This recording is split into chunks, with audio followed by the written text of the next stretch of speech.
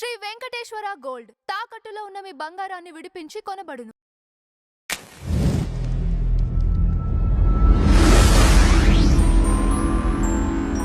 Sir నమస్కారం. శ్రీమాత్రే నమః. సార్ ఈ గోల్డ్ సిల్వర్ ప్రైజెస్ విపరీతంగా పెరిగేసరికి కొన్ని ఇన్సిడెంట్స్ చూస్తున్నాము. రెగ్యులర్గా చైన్ స్నాచింగ్లు అంటే ఇంటి ముందే ముగ్గు పెట్టే వాళ్ళ దగ్గర నుంచి చైన్ అవునండి. స్నాచింగ్లు మనం కూడా చూసాం, ఒక లిఫ్ట్ లో ఒక ఆవిడ దగ్గర పట్టుకొని వెళ్ళిపోయాడు. అట్లనే ఇంకొక 2 ఇన్సిడెంట్స్ అయితే ఒక చిన్న పిల్ల చెవులు కట్ చేసుకొని వెళ్ళిపోవటం. ఒక పెద్ద ఆవిడ శ్రీకాకుళం జిల్లా ఆవిడకి ఎక్కువ కంకణాలు అవి పెట్టుకుంటే కాళ్ళు నరికి తీసుకెళ్ళిపోయారు. సిల్వర్ అంటే ఇంత దారుణంగా జరుగుతున్నాయి. ఎలా సార్ ఫ్యూచర్లో ఇవి ఏమైనా తగ్గుముఖం పడతాయా లేకపోతే ఇంకా ఎక్కువ అవుతాయా? ఇలాంటివి ఎంతవరకు ఎంత దూరం వెళ్తారు సార్ అసలు? మీరు ఇదంటున్నారు. నేనైతే మొన్న ఒక కేసు, ఆవిడ ఒక 6 తులాలు బంగారం బిస్కెట్స్ లాగా ఉంటాయి, ఇంట్లో వాళ్ళే తీసేశారు.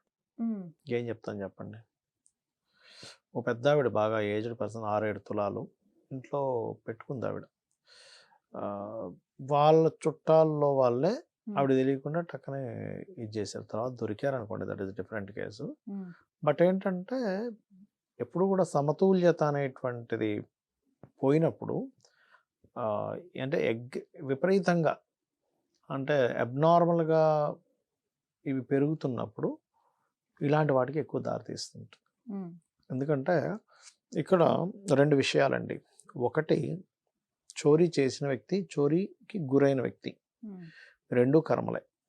చోరీ చేయడం చాలా పెద్ద కర్మ. వాడు మళ్ళీ దాన్ని తీర్చుకోవడం కోసం ఎన్నో జన్మలు ఎత్తాలి, అవన్నీ క్లియర్ చేసుకోవడం కోసం.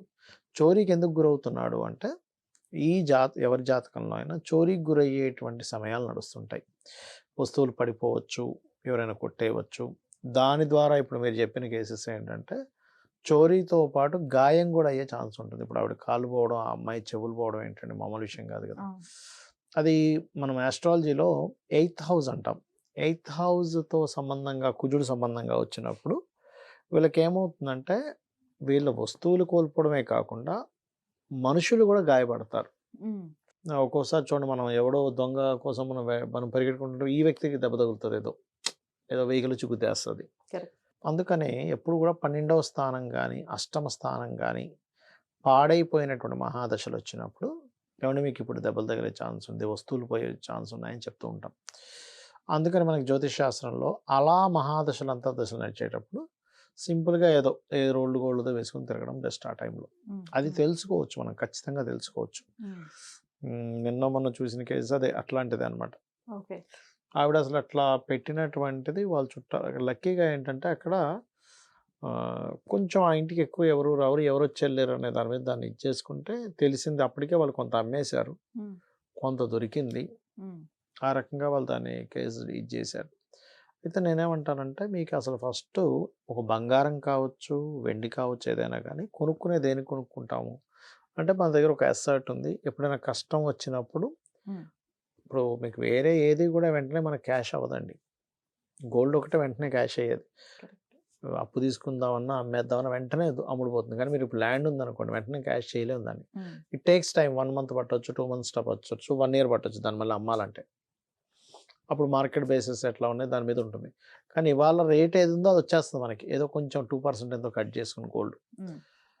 అలాంటి గోల్డ్కి సంబంధించినటువంటి విషయంలో ఇక్కడ జాగ్రత్త కూడా తీసుకోవాలి.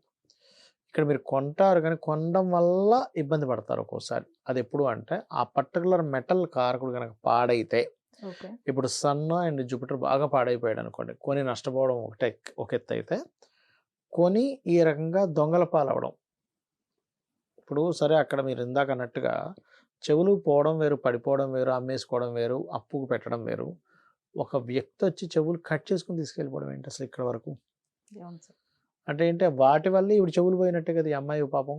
వాటి వల్ల ఆవిడ కాళ్ళు పోయినట్టు కదా. అంటే ఏమిటంటే, ఆ గ్రహం ఏదైతే ఉందో అది బాగా పాపకత్తిలో ఉండి, దానివల్ల ఆ యొక్క జీవులు కూడా ఎఫెక్ట్ అయ్యేటువంటి కాంబినేషన్స్ కొన్ని ఉంటాయి. అంటే లగ్నం పాడవుతుంది, లగ్నం అందులో ఇన్వాల్వ్ అయి ఉంటుంది.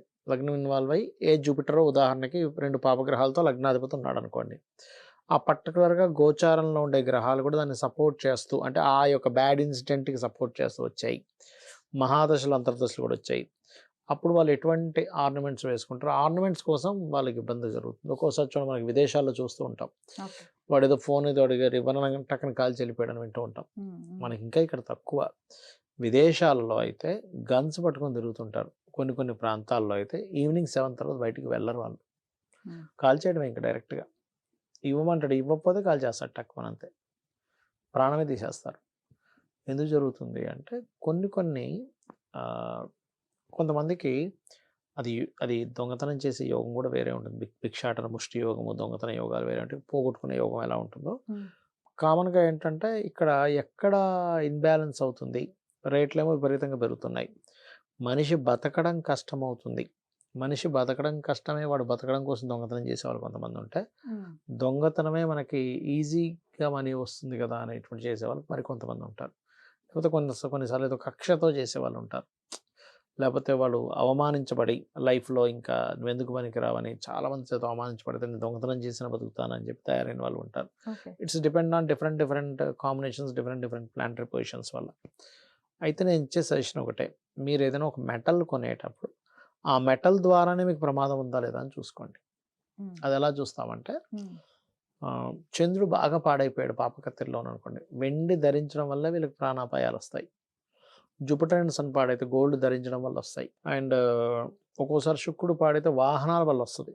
అంటే ఎక్కడికో వాహనం తీసుకుని వెళ్తాడు. నేను ఒక కేసు అయితే